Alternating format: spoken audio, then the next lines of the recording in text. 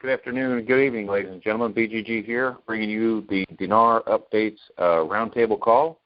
We appreciate everybody who could tune in tonight and all of those of our DU community and family that couldn't be here tonight. So we appreciate everybody, those here, those not here. We will record this and we'll post as quickly as we possibly can afterwards. You can share it around. I want to make sure that I say thank you to all of the people that make Dinar Updates the incredible resource and website that it is. We could not do this without the just huge numbers of people that pitch in every single day.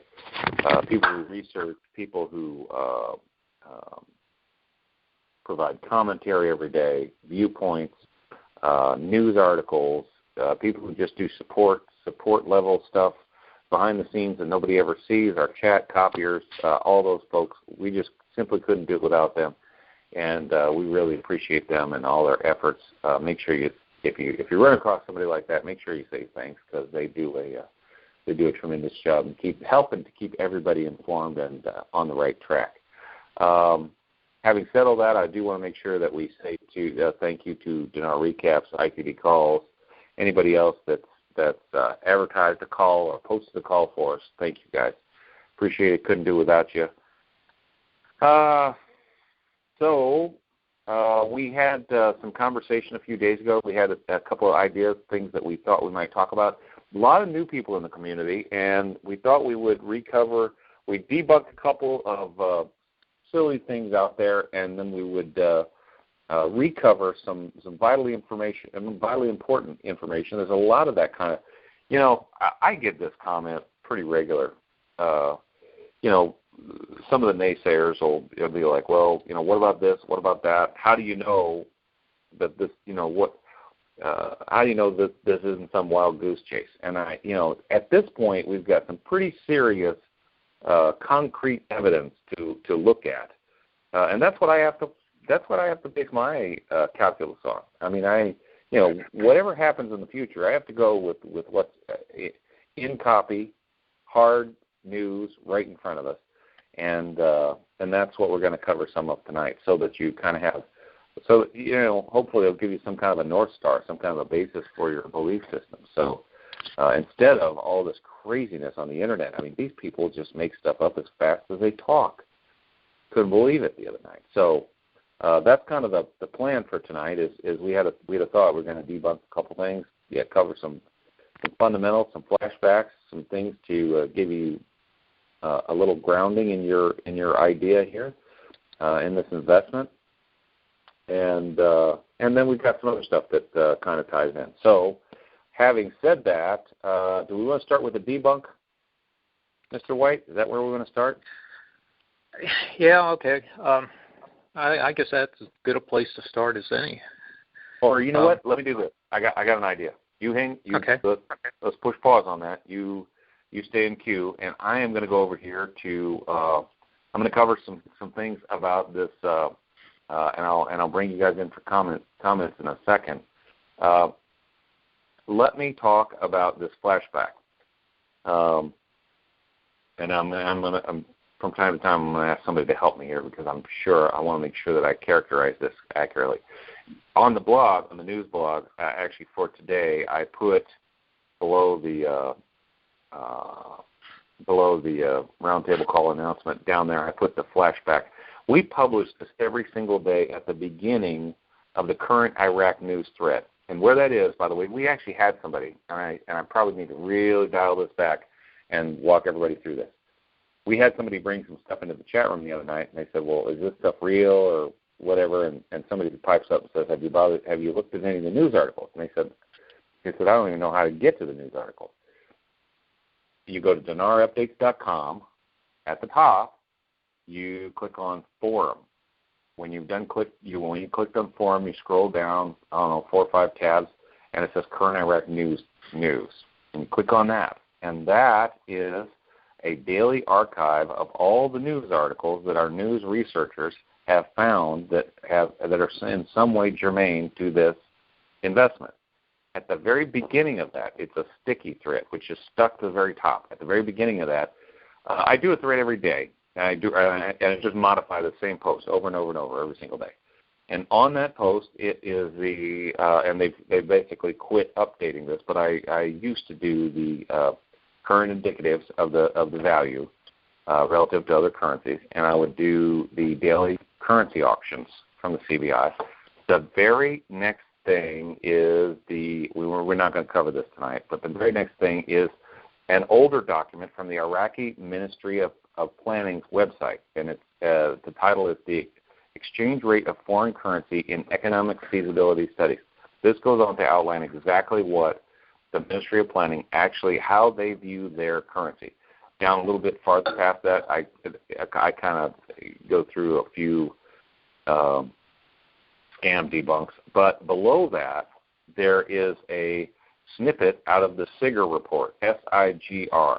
What that stands for is the Special Inspector General for the Reconstruction of Iraq. This report is compiled by someone, like an AG, but this person is the title is the Special Inspector General for the Reconstruction of Iraq, because we are the ones that, we were in a war with them, and then obviously the United States always rebuilds everybody. That guy was in charge of that massive effort. He was reporting back to the United States Congress. Here is, and what I've done is I posted a flashback, and I posted an actual page out of that SIGR report. And Luke had some friend of his. He was discussing back and forth and said, where's the concrete evidence? Where is it in print? You guys just making this stuff up. And what Jay did is referred this person to the SIGR report. This person was on the fence and didn't know if they wanted to invest, but they read this. This was a report delivered to Congress in April of 2012. Is that right, Jay? That is correct. This particular SIGR report was delivered to the United States Congress in April of 2012. And I put this excerpt from that posting on the blog for today. So you can see what we're talking about. Go to the blog, dinarupdates.com/blog. Save that in your favorites. But I went and I posted this as a flashback on there. This is what that report says. This report was sent to Congress, and I actually had it here in last May, but it was actually in April of 2012. It plainly shows in this report they expected the dinar to revalue at around $1 in 2013. And it shows you page 84 out of the SIGR report that was sent to the United States Congress in April of 2012 by the Special Inspector General. And it talks about how they postponed it indefinitely. They planned on the removal of the 3 zeros from the Iraqi dinar in 2013, and on and on and on. And the reform would have made the dinar's value slightly less than $1. And then they go on to say its current worth is less than 1/10 of a cent. So the point is when you see something like that in concrete news, it starts to turn your vision for what's possible. And particularly if this is an official report, and this is a thing that I always refer to. Whenever I hear somebody talk about the dinar being a scam and that the FBI says this or that, the other thing, I'm like, listen, anybody on the other side of the fence that just makes stuff up like that, and throws around these wild allegations to bolster their point, simply haven't read all the documentation that's out there and recognized it for what it is. In all of those conversations, I simply refer to this as my starting. This is my starting place. Is the SIGR report. The Special Inspector General literally laid it out for the United States Congress already. This happened back then. They are much closer to this, and that was during. By the way, that was during the Maliki era. There are a lot of reasons that didn't happen. There were reasons that was postponed indefinitely. Number one is I'm fairly certain they knew they couldn't get international support. Having said all that, so here we are, Luke. We're that's a pretty powerful foundational document. Yes. Yes. If this is just a snippet out of a 158-page comprehensive report that's handed to Congress. on a quarterly basis when we are there helping them reconstruct. And very detailed report. It talks about the regime. It talks about Maliki. It talks about the money laundering issue increasing. It talks about a lot of things. I even went to the one that was the one at the very end of this year, which was actually the last one, the October one. And the very top of that actually talks about the whole Shabibi arrest being conducted by Maliki, and the fact that Shabibi was a person of high integrity, and that the charges weren't valid and stuff like that. This is the United States was viewing this, but this document for every congressman to be handed this document and for that information to be out there, it's known. The world knows, is what that tells me, that the value of the dinar right now is way less than what it will be.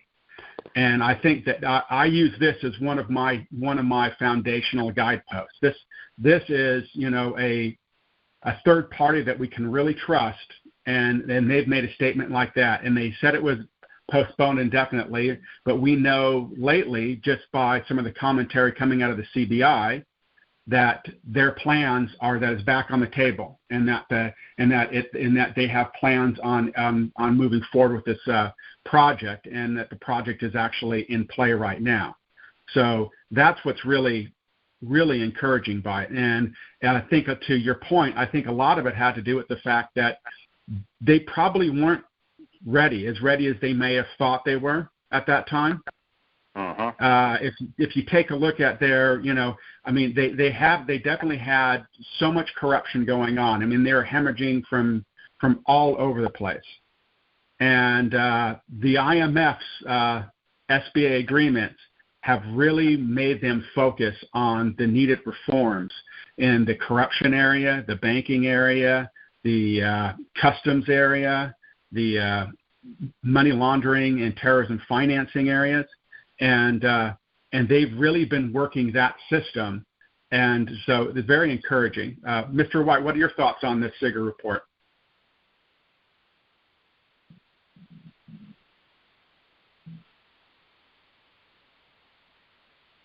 He's on mute. Are you on mute? I'm back. Yeah, I was enjoying what you were saying so much, I'd forgotten that I'd muted myself. But no, I was going to kid around a little bit here, just hoping to find which guru wrote this thing. But all kidding aside, there's nothing to kid about this. This is the Inspector General, and many of the different departments, many of the different cabinet members within their own departments have inspector generals. They are they're unbiased, they're impartial, I should say, and they're straight down the line. They don't play favorites, and what they do is report the facts. And in 2012, this Inspector General was putting together the entire picture, painting a picture for Congress, and lo and behold, there it is. You know what is so interesting about this, Jay? There's no translation. There's no questioning what the intent is, what the context is. It is just straightforward that it's expected to the dinar's value slightly less than $1. And this is, you put this in one of the things, what do we know? If you always want to go in a direction and start at step one with what do we know, here it is. This is step one. We know this. We know this was the intent in 2012. Very true. Very exciting to kind of segue on some of your comments there, Jay, you were talking about corruption, money laundering, and where they're at right now. There was another article that I found interesting. I didn't even post it until today, but it was from yesterday. But I put it on the blog for today, And the title of it is, and this is a commentary that I've kind of had developing in the back of my mind for a while. And, you know, a lot of people have heard me allude to this. We've even talked about it. But the title says, the World Bank links financial support for Iraq to reconciliation. This is Reuters. This is not, you know, al-Baghdadi Times. This is not Face Iraq News. This is Reuters, you know, and really no political, I mean, you know, you probably don't have to worry about their political slant because it's not about politics. It's just about, you know, kind of almost a sidebar topic for Reuters. But the point that I'm getting at here is that I've been suspicious that the IMF, the World Bank, the United Nations have, I think, this has the feel that they have put some kind of a price tag on this this international reintegration, the rest of the world markets accepting Iraq's financial reform. See, because they can put whatever price they want on their currency, you know, at any time. However, it'll be far, far more difficult for them to reintegrate with the world if they don't have international support almost immediately. That's really the key to this. And it just has the feel, and essentially Reuters has pointed out the World Bank plans to offer Iraq financial support directly in parallel with their reconciliation of all their various factions after ISIS's defeat. So, you know, we've talked a lot recently about, you know, the CBI, the GOI, various commentators in Iraq have talked about early in 2017, beginning in 2017, you know, what part of 2017 is this reform project going to start? And we've essentially boiled this down for people and explained that to mean that those people, for instance, Alak with the CBI, is forecasting what he believes will happen. He's not giving everybody an absolute time frame, so quit looking for a date and a rate. That's not what he's saying. But whatever set of circumstances that they need to be in place for them to be able to really be successful with this project appears to be tied in some way, shape, or form to the IMF, the World Bank, and to you know, some of these battles that they have going on right now, which is against terrorism, against ISIS, to reclaim Mosul, and we've even talked about it privately, to this battle against corruption, because I really think, I'm beginning to think, and we've talked about it, where, you know, I don't know that we've talked about it openly yet, but we've talked about one of the concepts is that I have a sneaking suspicion that those financial institutions really don't like the idea of terrorist organizations being funded by some shift like this in the financial world, and that really has that it just feels like that is all we're saying. I think, am I incorrect in saying anything I just said there, guys? I think your World Bank thoughts fall right in line with Mr. Flannery from back in June with Citibank, speaking about working in conjunction with the Trade Bank of Iraq for the removal of the obstacles to the free flow of the Iraqi currency around the globe. And us being on the outside, we can just, you know, wonder, what are those obstacles? And here now, as you said, the World Bank says, look, what that told me is going forward is tied to y'all really getting this thing right. You know, beating ISIS on the battlefield is one thing, but removing the conditions that gave it a chance to fester. You know, we need to get this right, you know, for Iraq to continue into the future, you know, financially. Absolutely. Well put. Yeah, great points. Yep. I mean, that would also, I mean, it's, and we're seeing that in Iraq. I mean, Hakeem's been on a whirlwind tour of almost every province recently, and what is he's pounding into the pavement? Reconciliation, reconciliation, reconciliation. I mean, so the biggest political bloc in the country that has 183 voting members in it of Parliament now. The leader is going everywhere, and they're talking to everybody about this, and they're trying to work out the what they need to do to actually get a true reconciliation, because I think that they really do need it. I think this is a very interesting article in that you had a month ago you had the World Bank, the director of Middle East for the World Bank coming out and saying that Iraq is one of the richest countries in the world, right? And saying how great they are that way. And then they come around, they say this, but, we're not going to support you in this until you get national reconciliation. It's kind of like a carrot and a stick thing going on. But it's very, to Mr. White's point, I think it is critical to the scheme of things that if they don't want to keep on, having ISIS or whatever flavor of terrorism merge out of this region again, they really truly need to all get along and figure out their differences and their cultural biases and move on. And I think that's what the World Bank's doing here is they're tying directly their help to them getting along, which is really good news. Well, and actually the two people primarily that we've heard forecast along these lines, which is, an earlier version. Abadi, he felt like this thing would have been, that Mosul would have been retaken, by the end of 2016. It's really what he was after. That's what he was angling for. And I'm not so certain, and that forecast, or Abadi's forecast about the economic reform, I'm sure that forecast, quote-unquote forecast, or Alak's forecast about the beginning of 2017, which, by the way, I'm still, as long as the conditions exist for the world's involvement, and that's what they were forecasting, really and truly.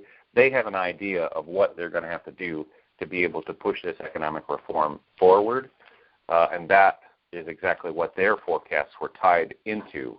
Those forecasts are purely about liberating Mosul, eliminating the ISIS, getting, and I don't think that they have to have full-blown formal reconciliation. They just have to look like they're working towards that, and that's kind of the way that the world has characterized. And I don't think that they're going to give them all the long-term support. They're going to give them that support in parallel with and along with Iraq's continued reconciliation efforts. That's exactly what that article just said. If you look at the blog from today, that's essentially what the World Bank article in Reuters said. It's right there in that first paragraph. It's talking about it's right there. Project. As long as you guys are moving in the right direction, we're going to continue to foster, years and years of economic support and reconstruction. That's essentially, for all practical purposes, that's what they're telling them. Now, what does all this mean? It probably doesn't mean today or tomorrow, but it tempers some of the panic that people were hearing, that we were hearing in people's voices back when Alak said something about that they've postponed for the time being. They haven't postponed anything. They're right in the middle of, and while all of this fight against ISIS is going on, and while they are working towards reconciliation, on the financial side, they're working very, very fast. They're putting things in place and in order that will help them be successful in the economic and currency reform area, in that arena. Wildly, they're just so vastly far ahead of where they were 2 or 3 years ago. It's just amazing. Amazing. Hey, BGG? Yeah. Yeah, let me try to clarify something, because as you're speaking, there's people out there going, oh, yes, he did. I read it myself. He said he didn't have a date for removal of the three zeros. And yeah, that's what he said, but project. What he said was he can't look off into the future right now and tell you, because he referred to the market conditions. The market conditions haven't changed yet in order for the large notes to start being brought out of the currency. But he did give you a forecast back in November. He said, hey, you can expect the 50s, 100s, and 200s.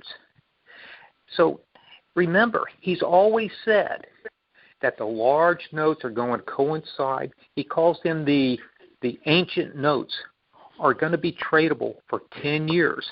So how in the world is he going to say, sure, I got a date marked 5 years from today.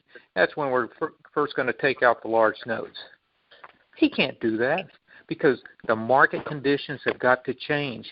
And again, the market conditions will change first with a change in the value. No change in the value, no change in the market conditions. Yes. So he's not speaking about changing the value. He's talking about the things that we hold. Well, and we're getting dangerously close to that other subject. So you mean that we won't see this value on the CBI first? Just watch the CBI. Just watch the CBI. I don't want to go there. I have my opinions, and I'll just throw it out there. Any of you out there can get on your computer, get on Google, and start searching for Central Bank of Jordan, Central Bank of Singapore, Central Bank of Japan, Canada. Do it yourself, and go to those sites and see how many of those sites have in plain view their exchange rate for that country's currency. I searched, how many did I search? 30. And there were more central banks did not have their exchange rates up there than did. So we may see it on the CBI website, and we may not. But what was that piece of bit of Guru News that was the other day that we were going to debunk? Oh, you talking about that four-legged creature that hangs out on mountaintops? Yeah. Yeah. I don't know what the gender is, whether it's a she or a he. But was saying, look for the launch of the lower DOMs. Look for them. Look for the launch of those lower notes, because unless they launch those things, they cannot RV.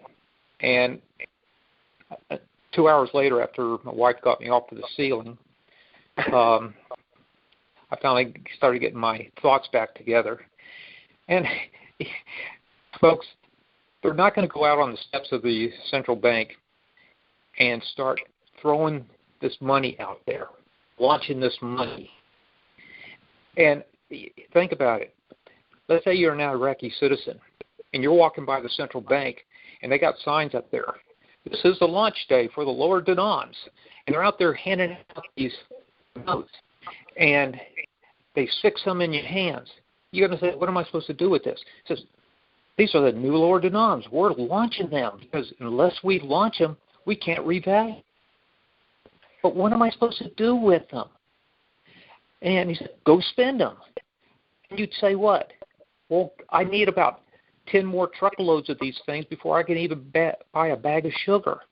Well, you know what? In an Iraqi mindset, that's exactly right. There's no way that they'd put a sign up that says, we have the lower dinars, give us your big notes, and we'll give you a bunch of these.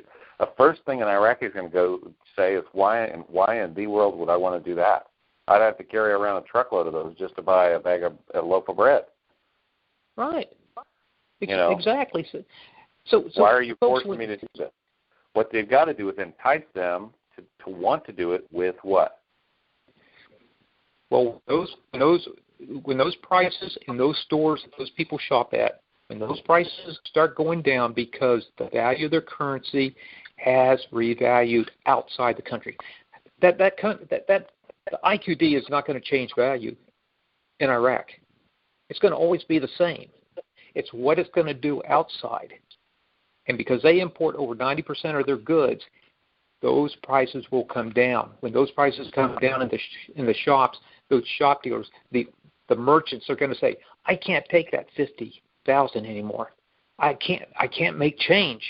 You go get lower denominations. You go get smaller notes. And then, because right now with the price is so high, nobody makes change. Everything's rounded up. And you hand them one of it. That's like here in the United States, certain retailers won't take $100 bills for a couple of reasons. Counterfeit, number one, they're afraid of getting burned. But number two, they make you go make the change. Yeah, they don't run out and say, well, I'll be back in 15 minutes. I'm going to run down to the bank and get some change. No, it's just what you said, BGG. You go change it somewhere else. Right. If you want my goods, you're going to have to get, something I can take. And that's, but we're just not. Nobody in this community has even started thinking along those lines. And again, by the time they're talking about those notes going away, they're going to be so far down this road after a value change. I'll be reading about it in the Wall Street Journal somewhere. Right. So let me get this right, Mr. White. What you're saying is that they're not going to put the lower denominations out there first because you don't think that a bill that's valued at 4.8 cents is going to go anywhere, or you don't think that a $100 bill, that a 100 dinar note, which is 11 cents, 11.8 cents, or a 250 note, which would be at 29.5 cents. You don't think those are going to have any value on the streets? No one's going to want them? Wait a minute. Hold on. What do you think? Bah, bah. You're right. Yeah, no one's going to want them. I mean, it's your logic is so sound in that. It really is. There's the three pieces that we really do know about this, the process of the deletion of the zeros, is you have the lower denoms, you have the eventual reducing the 3-0 notes, pulling them out of the market, and you have an increase in purchasing power, or So what if you look at it from an economic standpoint, what has to happen first is that external purchasing power would have to be the first thing that happens in order for the prices in Iraq to come down, or to parallel, to become equivalent to where they could justify going with those lower denoms. And only then would those lower denoms ever make it out in the marketplace. At least that is really how I've logically reasoned it out at this point. And then once they come out, then I think you'll start seeing that process of actually getting rid of the 3-0 notes start up in earnest. And that's why Alak couldn't give a date. There's no way to give a date with that kind of variable going on, because there's lag time between when the merchants are starting to buy from their international vendors. They're starting to buy them at their goods. They're getting more goods for a lower price, for less dinar. So they're able to fill their so it's going to be a ripple depending on what kind of product they hold. Like durable goods, they're not nearly moved off the shelf as fast. It's going to take longer for them to reflect any kind of a price change. So they can't just suddenly go to all the retailers and say, suddenly everything you have on your shelf now is worth less. And we're gonna go ahead and you're going to take it in the shorts. I mean, we wouldn't do that here, right? No, and that's why economically they can only forecast, because the produce that's being trucked in from Jordan, they probably see an immediate within a day or two, because it's all perishable. That stuff turns over quickly. But car parts that's shipped in via container from Japan or South Korea, that's gonna be months and months and months and months down the road before somebody that needs new brakes for his car is going to see a reduction in that because those things sit on the shelf for so long. But the thing is, the catalyst is, and although I'm debunking a lot of this nonsense, and I sound maybe negative, I'm not negative at all because I understand, just like what Luke explained, there's a catalyst. A catalyst in chemistry is that thing that changes the makeup of an element. Okay, a catalyst causes change. Well, the catalyst in this thing that's going to change the marketplace in Iraq or in any economy is a change in the value of the currency. And when you talk about that, that is you're outside Iraq looking in and seeing a change in the IQD in your country. When that changes, all this other stuff comes into play. When that changes, the 50, 100, 200 become relevant. When that changes, in years down the road, you're going to see less and less 50s on the street, 50,000 and less 25,000 notes, and they're just going to sort of drift away. So, I'm extremely positive about all that. But you did real good there. That was excellent there, Luke. Your explanation. Yeah, I mean, there's no way that they would be able to forecast an actual date. It's similar to people coming to us and asking us for a date and a rate.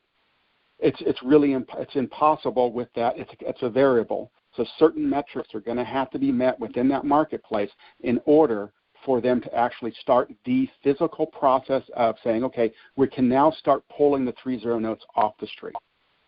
And that is really what Alok was saying there. When he would, and not that there's that whole process. We know that they gave the green light back in 2015 for the beginning of the process of delete the zero. But it's something that takes time to build and stuff. And we know that they forecasted based off of most likely Mosul, right? At the end of operations in Mosul happening at the end of this 2016, Alok was forecasting when he made that. Early 2017, but we're still early in 2017, and they're still doing quite well in Mosul. So I'm encouraged by everything. You speak about a couple's completely separate statements from separate individuals that just sort of coincide. And although I'm not totally in BGG's camp on this, I do find it rather intriguing. And those statements are, first of all, the forecast back in November, the flurry of articles about the 50, 10s, and 200s in the first quarter. The Prime Minister's statements from earlier in the year about ridding Daesh from Iraq by the first of the year. And there's a third statement, very interesting. And where did that third statement come from? Talking about initiating certain contracts in the first quarter of 2017. It was from the ISX, Iraqi Stock Exchange, that, good Lord, this was also back in November. They announced the signing of conventions. Conventions are actually agreements or contracts with 5 international brokerage firms. And they were expecting to launch the online trading with the ISX in the first quarter of 2017. Would it stand up in court? No, but it sure is pretty compelling that there's a group of people, and they're all different. One's a central bank, one's a stock exchange, one's a prime minister, that is believing certain major things are going to happen this quarter. So, y'all mind if I add something? Go ahead. Oh, jump in there, please. If this report that we're talking about, the most recent one, at the tail end of this report, the thing I'm encouraged by is he said we're still moving forward with all the bits and pieces. This is my, take on what he said, but so that once they're able to do that, it's a smooth move. it's not just one thing and, okay, we're just going to sit here and put our feet on the desk until we look out the window and we quit seeing bullets flying overhead or whatever their criteria for security is, because that's going to be their choice, their decision. We might say it's X, but that's going to be for them and those powers that be to decide. But back to the, to the original point, he didn't say they were stopping. That's what I got out of it. Did y'all take? Go ahead. I think you're absolutely right. There's been no stopping. If anything, there has been an increase in the cadence, the tempo in which things are getting done, and that's the thing that I probably find more encouraging than you have the IBAN happening, and you have all these agreements, you have all this auditing going on, you have. It's an increase in things that are going on. You have arrests being made. You have it's really quite interesting. And if you go back to that SBA, standby agreement, and you start reading through it, and you read the sections on corruption, banking, and anti-money laundering and financing of terrorism, and you see that everything that they're doing right now, most of the stuff that we post that has a financial or a banking reform aspect to it, is tying right into that agreement. And that is just so encouraging to see that because I brought that one report out from Robert Center. It's a Iranian paper that's out of London, I believe. They have some really good studies on it, and it was on the history of the money laundering. And what was most compelling on it was they had a little spreadsheet at the bottom on it, and it was like $936 billion is what they were saying left the country by in some means through money laundering. And money laundering can be smuggling of oil, it can be smuggling of antiquities, it has a huge amount of it. Of different variables that are in there, but I mean that's a huge amount of money. That would cripple a country that wasn't as wealthy as Iraq. It would put them into a point where they would never be able to recover. The fact that they're actually going through and we see this daily. We see more and more evidence of them putting things forward. The one thing the ALAC or the central bank demanding that the banks provide the person that they sent the money to out of country, and so the company and then the general manager of that company has to be on there. Now, what's going to aid them in doing that? That IBAN number, right? So it ties into that story. So that story directly ties in. So now the IBANs are in use. Now we can say, you need to provide this information to us.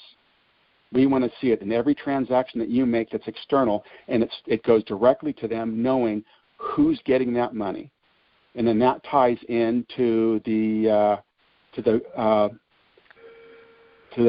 agreement they just did with Britain on anti-money laundering and them helping them out.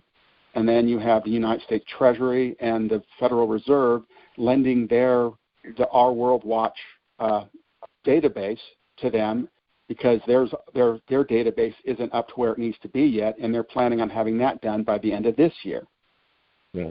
So it's really quite incredible when you start taking a look at all these pieces and how they're fitting together to really put them on a solid footing to really succeed when this project, when the reevaluation occurs.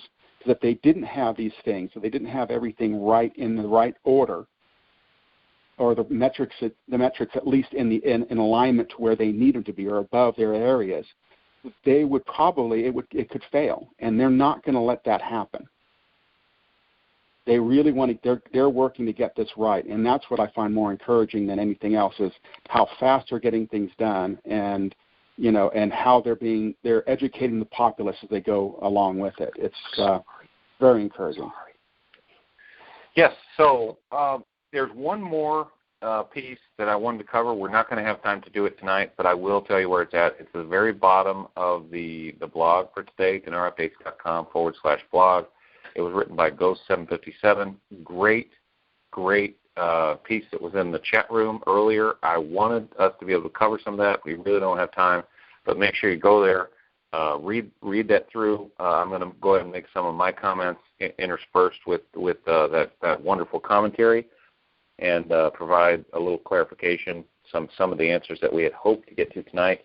By the way, the Observer, dinarupdates.com/observer, has been a little bit sparse lately, and it has been sparse because I don't publish everything. I do not repost every idiot post out there just because it's out there. Yesterday I could only put up 3 in good conscience, and I don't remember what the number was today, but it was pretty light. So there's a lot of stuff I don't post. If you don't see it posted there, it means that I read it, and I just don't care. So that's what that means. Everybody, I appreciate you guys being on the call with us. Everybody who tuned in, thank you so much. We are looking for some forward movement on this investment very, very soon. Everything that they've, based on old documents, new documents, commentary by all the people that matter, the CBI, the governor, the prime minister of Iraq, and the leaders of the ISX, really are things are getting very, very exciting, and pretty much about what we thought. Maybe a little tiny bit slower, and if you look at their commentary, it almost looks like from a body and a lock standpoint, I would infer from their comments that they almost had imagined that this thing would have been kicked off already, not finished, not started, but the early phases of the economic and currency reform would have been, already in the pipeline, and so that gives you an idea of what they're thinking. Having said all that, I appreciate everybody for joining us. Stay tuned to Dinar Updates, and we'll continue to bring you more Dinar news, Dinar info, and Dinar commentary as well.